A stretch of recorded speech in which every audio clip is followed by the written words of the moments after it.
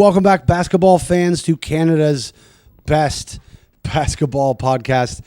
This is Rob Loves Arguing Basketball. This is going to be like a 10-minute catch-up just for if anyone liked last week's. I'm just going to keep this rolling for a bit, but I'm not going to do full ones all the time because I feel like Sanker's already sat here for an hour and had to listen to about data centers. And speaking of centers, we'll start in Los Angeles where they acquired Walker Kessler. That's a cool name. Walker that's Kessler? my only thought. Describe Walker Kessler in your head to me. Because I know who played Walker, Texas Ranger recently. That's who I'm picturing. Chuck Norris, you mean? No. There's a new Walker, Texas Ranger? Yeah, it already got canceled, but it did a few seasons. He played by Jared Padalecki, who was from the show Supernatural. Okay. All right. Didn't know that. Yeah, I know Walker Kessler. He's a big white. He's a 7'2" white. Yeah. So they grossly overpaid. Los Angeles is in a lot of trouble. They got Luka Doncic, but they also have Austin Reeves. I was telling you before we started recording the other podcast about how I hate Brandon Ingram, and I will obviously get into the Kawhi Leonard trade on this, but Brandon Ingram is a Austin Reeves. Austin Reeves is sort of a similar type of architect to me, where people like him. He's obviously a good basketball player, but if you're paying him what he thinks he deserves, you have no chance at winning. Austin Reeves is making $40 million a year to not next to Luka Doncic. Neither of them can play defense. You can't win a championship with two guards that can't play defense. It's just impossible. Yeah. So you've literally attached yourself to an impossible situation. So they traded for Walker Kessler, who was a restricted free agent. So they should have even been able to just sign him, but Utah would have matched the offer and been able to keep him. So they traded 2 unprotected first-round draft picks to get him because he seems like he's the perfect last line of defense for Austin Reeves and Luka Doncic. But it's such a crazy thing that basketball teams talk themselves into, where they, in their head, a GM will go, well, I now need to overpay for a defensive center because I have such a weak defensive backcourt, instead of just going, hey, you know what I should do is just not have such a weak defensive backcourt. Right. You're creating a new problem to fix the problem that you're just not fixing in the first place. You think it's like a mongoose and snake situation? Kind of, yes. Yeah. And now you overpay another guy, which makes the other 2 positions on your team harder to fill, all because of Austin Reeves. Yeah. So Lakers fans, if you don't like your team and you don't win a championship with Luka Doncic, you can blame Austin Reeves for that. The Jaylen Brown trade quickly. I'm going to do the Kawhi and Jaylen Brown trade in a vacuum together. I think I saw a lot of negativity from Raptors fans about the Kawhi Leonard trade. We are a retarded fan base, unfortunately. I'm sometimes offended by the lack that my basketball people like Bill Simmons and others talk about the Raptors. Mm-hmm. And then I listen to Raptors fans and I'm like, yeah, that's why. We're a very uneducated fan base still. Yeah. Brandon Ingram sucks. He's the same thing. He's a loser. I've been waiting a year to say this because I'm not the guy who wants to show up to a Raptors game and be like, our guy sucks, it's a bummer. But our guy sucked and it's a bummer, and we would never win having Brandon Ingram. So people thought we overpaid for Kawhi. They keep going, he's 35 years old. First of all, LeBron James is 41 years old, and there are still 5 or 6 teams desperately trying to get him right now. Kawhi also has been load managed the last 10 years of his career, right? So the actual games on Kawhi, not anywhere similar to an average 35-year-old. It's also what people don't understand about the difference between a player like Brandon Ingram and a player like Kawhi Leonard is Kawhi changes everything for everybody else. Brandon Ingram did that to a small degree. Oh no, he might hit a 2. We got to kind of, you have to guard Brandon Ingram, but he doesn't space the floor. He doesn't create room for everybody else. RJ Barrett is so much better off now for the Raptors because there's Kawhi Leonard. Yeah. He's going to create the space that RJ needs to operate. RJ is important, one, because he's left-handed, which is a thing that it's so weird that you never hear this brought up in basketball for some reason. You talk about pitchers in baseball, hitters in baseball. Left-handed, right-handed is something that we talk about. For some reason in basketball, nobody ever discusses whether you're left-handed or right-handed.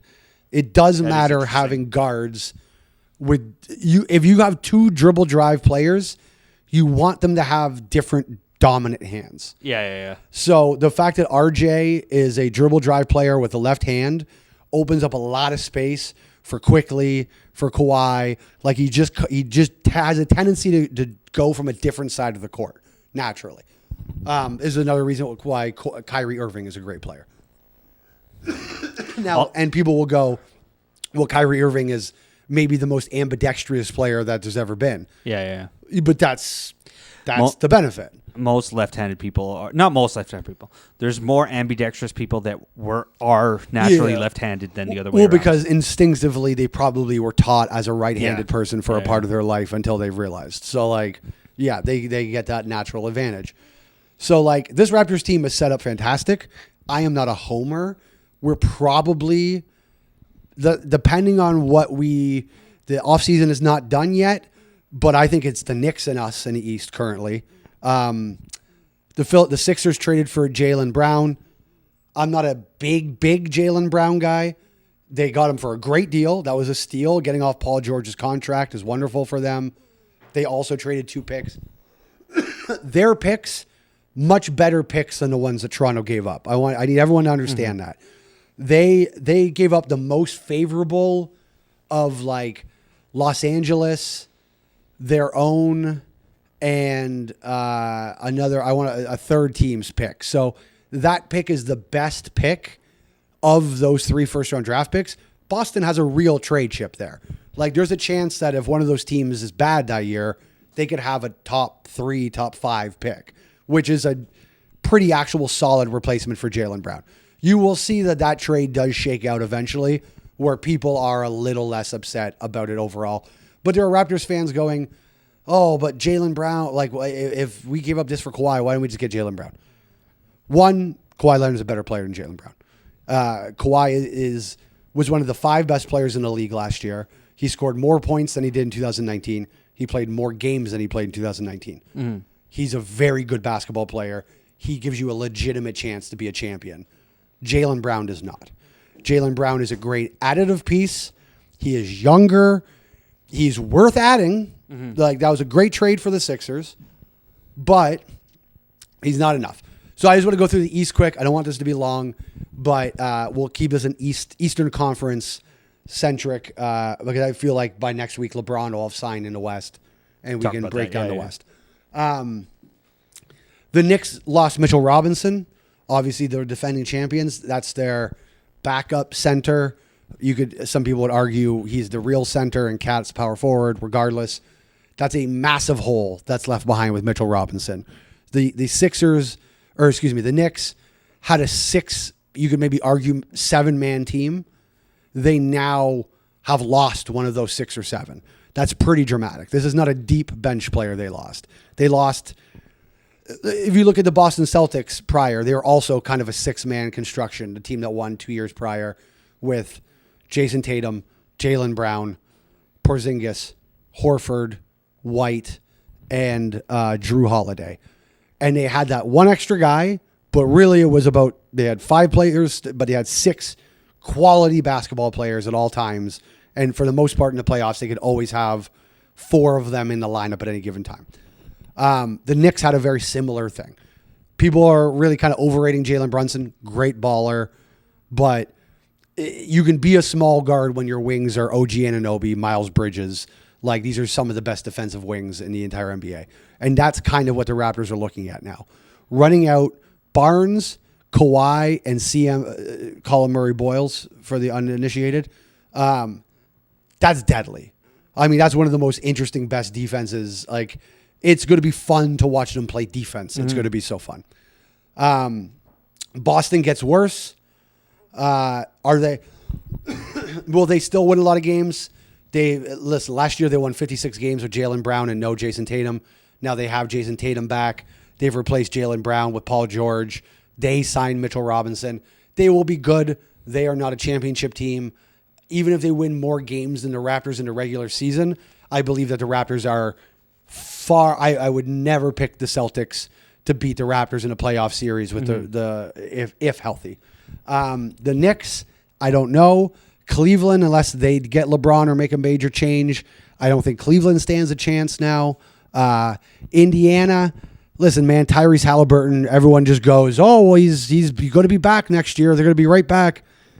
I don't know, man. Like, he's coming off of ACL surgery, and I know that Jason Tatum was also coming off ACL surgery when he came back this year, but he's a power forward. It's a bit of a different position. When you play a run-and-gun game like the Indiana Pacers play, and your point guard just came off ACL surgery, I'm going to pump the brakes on the Indiana Pacers for like a little bit before I consider them back at the top of the East again.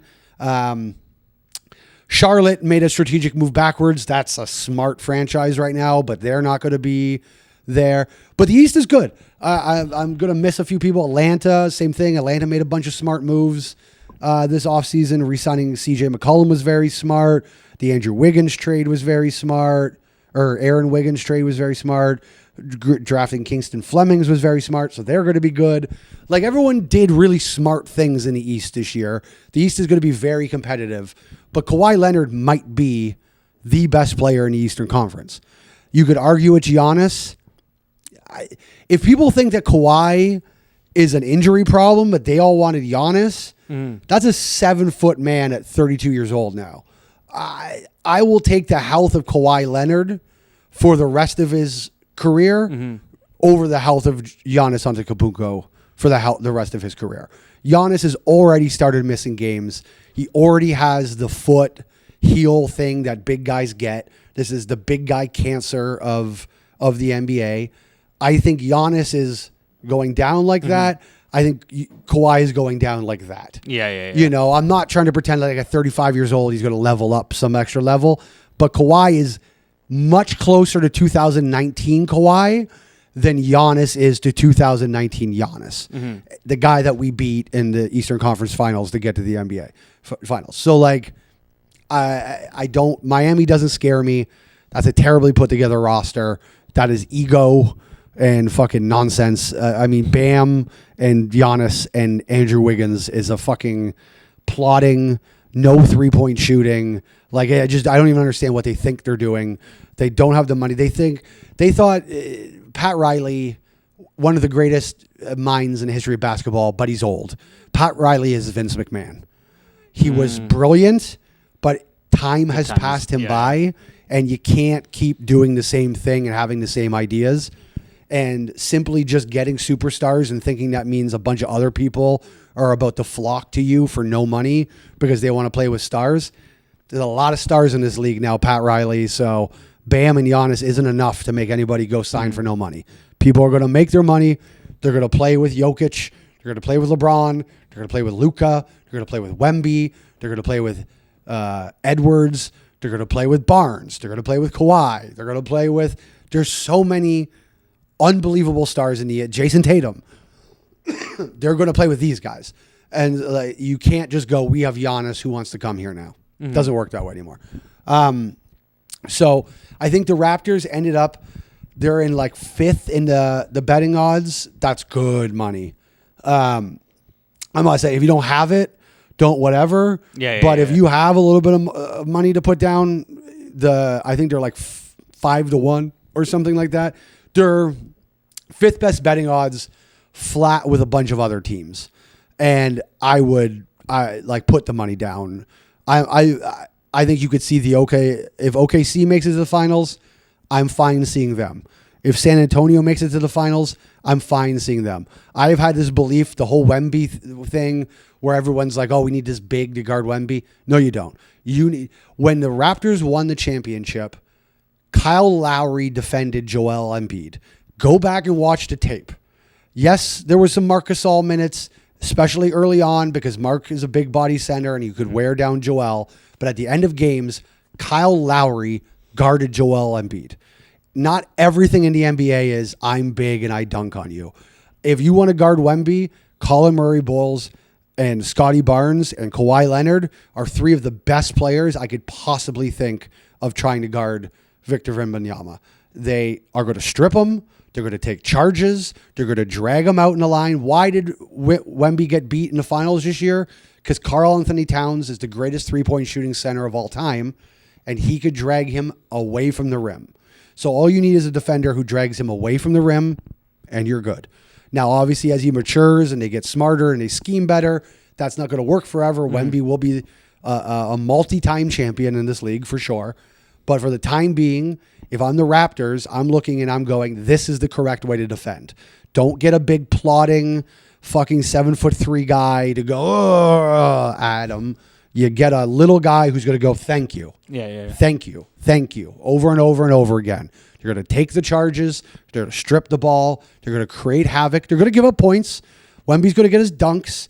But if your entire offense becomes lob the ball into Wemby, the Raptors, the way that they disrupt passing lanes, great. Please. We love the passing lanes. So please play lob the ball under the Wemby. We'll take that all day. Anyways, I got to go eat dinner. Have a good night. That's been Rob Lowe's Arguing Basketball. Goodbye.